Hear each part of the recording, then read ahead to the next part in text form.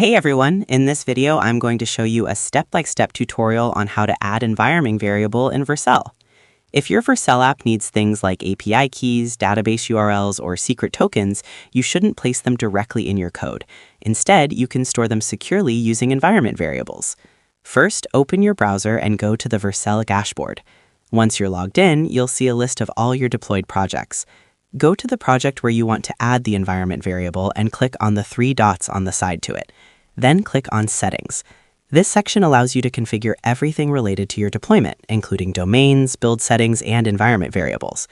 On the left sidebar, scroll down until you find Environment Variables. Click on it.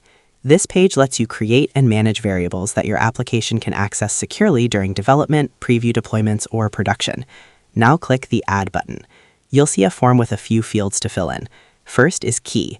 This is the variable name your app will reference. Then is Value. This is the actual value you want to store, like your API key or database connection string. Environment. Here you choose where the variable should apply. Production for your live website, Preview for preview deployments, and Development for local development. For example, we're going to insert both the key and value here. We're going to use the chatbot model.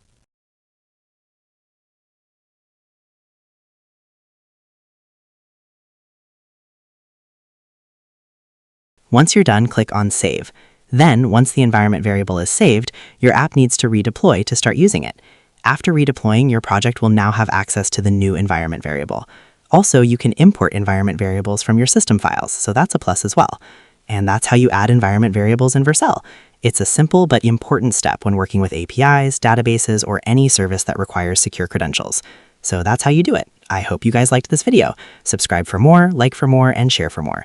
I hope to see you again. Goodbye.